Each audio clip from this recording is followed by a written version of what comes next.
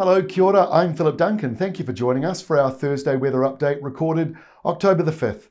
And we are forecasting some warmer weather on the way before things get cooler again as we go through the weekend. Let's have a look at the animated wind map, and we've got high pressure to the north. That's the reason why we've had some colder nights, but some really lovely afternoons.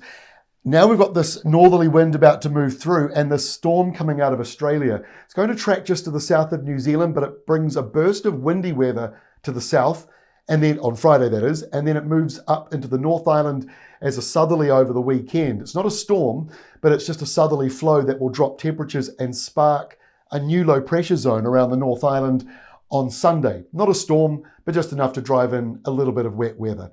So let's try and break that down. Here is the wind at 9 o'clock tomorrow morning, Friday. Damaging winds just off the coast of Fiordland.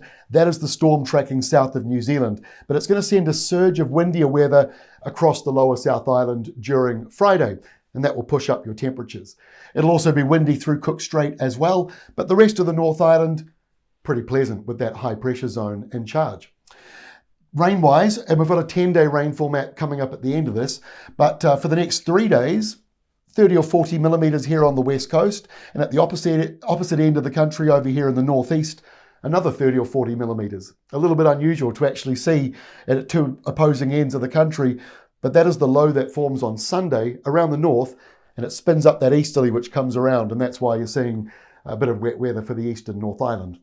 All right, let's get into the forecast for Friday. So the storm from Australia, that is it there, dropping down into the Southern Ocean, but sending that surge of windier weather around the South Island. That's mostly just going to push your temperatures up. It's not really damaging. It's not damaging at all, I don't think.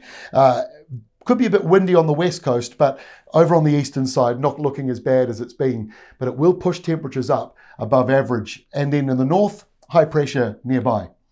This weekend, the storm's gone, but now that southerly flow I mentioned starts to come on in. So a little bit of wet weather around Canterbury, Southland and Otago, maybe a couple of showers up around Northland as well, and maybe also around Wellington. But it's a mostly dry Saturday for the North Island. But it does change at night time and going into Sunday as that southerly flow comes in and we start to see a low forming, and that's the reason why you got that rain over on the east coast.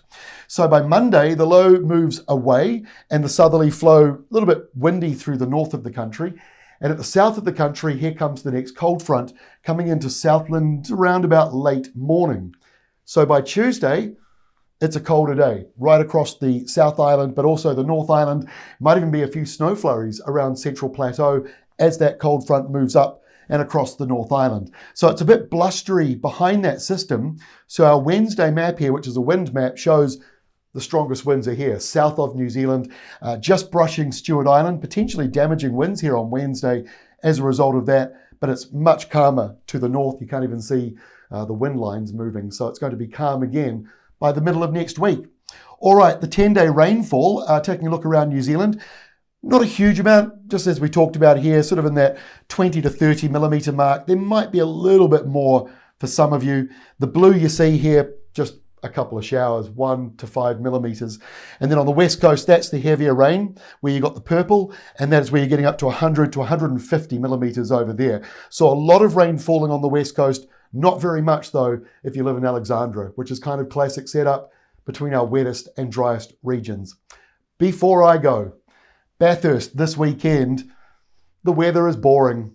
You know, people who like watching Bathurst like usually a good thunderstorm or a downpour at some point, makes the cars go a little bit all over the place.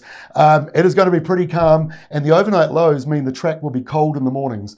So probably a fast race though as we go through the day, but that is the weather for Bathurst. Speaking of Australia, our special 7-day outlook for Australia only is also out today. Please take a look at that as well. Otherwise, we'll see you tomorrow, Friday, for our next update. We'll see you then.